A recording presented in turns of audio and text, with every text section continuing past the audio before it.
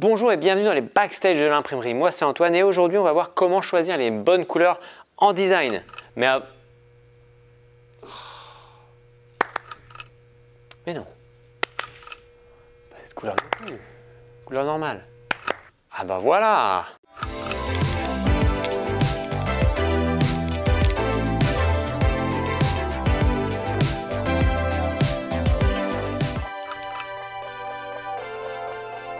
Avant de choisir ces couleurs, combien de couleurs est-ce qu'on choisit? En règle générale, on va choisir 3 couleurs, non pas 6. 3 couleurs qui vont s'organiser en 60, 30, 10. On va avoir une couleur dominante qui va prendre 60% de la surface de votre support. Donc il faut bien choisir parce que c'est elle aussi qui va véhiculer une certaine symbolique, une certaine signification, parce que les couleurs ont des significations, on va le voir après. Et ensuite, on aura la couleur secondaire qui, elle, va prendre 30% de l'espace, 30% de l'espace, donc pour mettre en lumière des call to action, un numéro de téléphone à appeler, ce type d'éléments graphiques.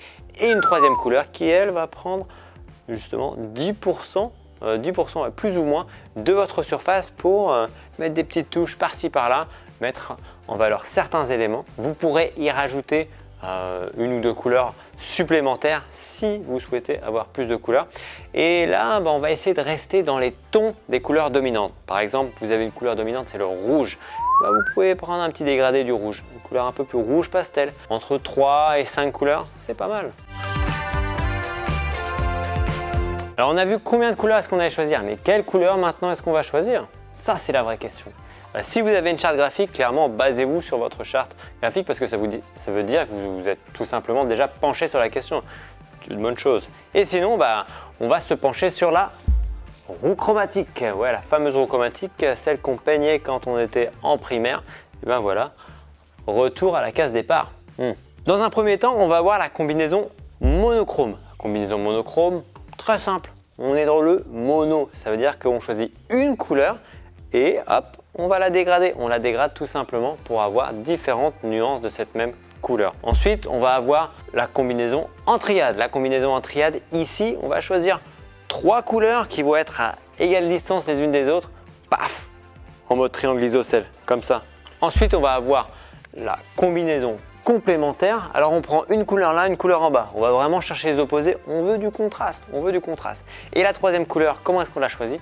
On va prendre soit un dégradé de l'une des couleurs, soit une couleur un peu neutre comme un blanc, un noir, un beige, des couleurs qui vont un peu avec tout, des couleurs un peu passe-partout en fait. Ensuite, on va avoir la combinaison complémentaire adjacente, c'est-à-dire qu'on prend une couleur là-haut, on en choisit une en bas. Ah mais non, en fait, on ne choisit pas celle d'en bas, on va prendre ces deux voisines, ce qui fait qu'on a une couleur en haut, deux couleurs en bas.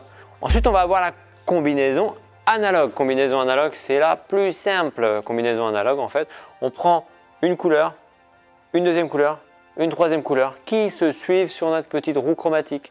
C'est pas simple ça.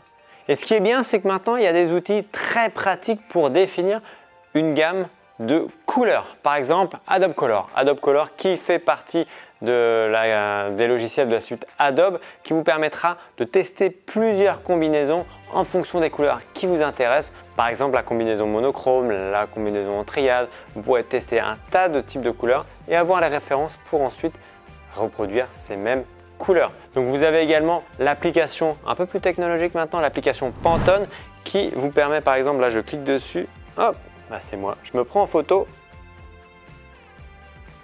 hop, et en fait ça va me donner, très avantageux cette photo, ça va me donner tout simplement les couleurs qui se trouvent sur cette image de manière harmonieuse. Enfin, la photo je l'ai peut-être pas, mais les couleurs le sont. Et ensuite, je clique sur ces couleurs et j'ai exactement la référence Pantone, ce qui est très intéressant.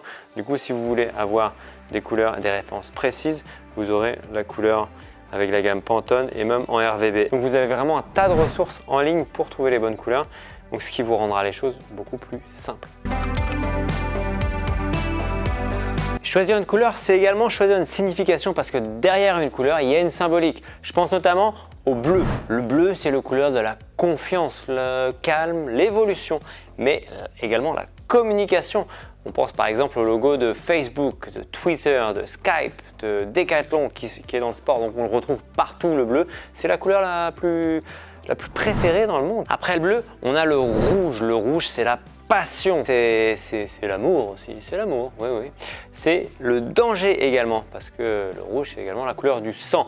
On retrouve par exemple le rouge dans des logos comme celui de Quick, dans les bistrots également, hein. Donc dans la restauration. C'est également la couleur du logo de Red Bull aussi. Le orange est une couleur beaucoup plus jeune, beaucoup plus avec plein de vitalité, parce que c'est une couleur qu'on retrouve dans des fruits, dans des fruits pulpeux, plein de vitamines.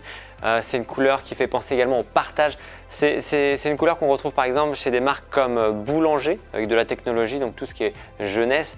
EasyJet, donc là c'est le voyage, le partage. Le jaune, c'est la couleur de la joie de vivre, c'est la couleur de la gaieté, oui.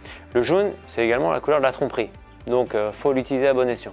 C'est également la couleur de la sécurité, de la prudence. C'est utilisé par des entreprises comme Caterpillar, qui est dans la construction, également utilisé par Hertz. Le vert est une couleur naturelle, c'est la couleur qui symbolise le mieux la nature. On va la retrouver dans des logos comme l'agriculture biologique par exemple, mais c'est également une couleur qui fait penser à la richesse, à la diversité, donc une couleur qui peut quand même être utilisée dans pas mal de domaines, mais beaucoup utilisée dans tout ce qui est en rapport à la nature.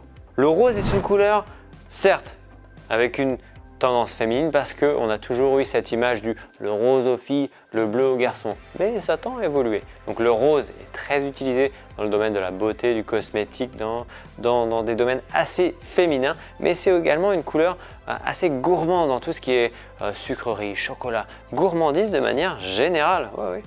Et c'est aussi une couleur audacieuse, oui, oui, oui. La preuve en est, le Stade Français, le club de rugby, ils ont du rose. Et je n'irai pas leur dire que c'est une couleur de fille. Même si je cours vite, ça vaut pas le coup. Le mauve est une couleur beaucoup plus prestigieuse. C'est une couleur qui se situe entre le bleu et le rouge. On va voir la froideur du bleu, la chaleur du rouge. Une couleur un peu ambiguë qui plaît beaucoup dans le milieu du luxe. Je pense notamment au logo des hôtels Mercure. C'est une couleur également très spirituelle parce qu'on la retrouve beaucoup dans la religion. Donc pas mal utilisée dans la religion, dans la spiritualité, pour évoquer un peu ce domaine-là. Notamment chez les pompes funèbres, on a pas mal de mauve. Le blanc est une couleur un peu minimaliste mais puissante à la fois. Ouais, puissante, minimaliste, classe, sobre. Donc c'est une couleur qui vient souvent en support assez neutre, qu'on retrouve dans beaucoup de chartes graphiques. Le noir est une couleur très sobre, il n'y a pas de fioriture, mais on a la classe. C'est pas pour rien que le smoking, il est noir, oui, oui. Après, à côté de ça, c'est aussi une couleur, la couleur du deuil. Donc, l'utiliser à bon escient. Dans le noir, un logo assez classe. Dans le domaine du luxe, le logo Dior. Dans le domaine du sport, le logo Nike, le logo Adidas, le logo Puma. Voilà, le noir est beaucoup utilisé. Voilà, c'est la fin de cette vidéo sur le choix des couleurs. Si jamais vous avez des questions, direction les commentaires. N'oubliez pas de vous abonner à la chaîne YouTube. Et puis moi, j'ai qu'une chose à vous dire. Antoine, out!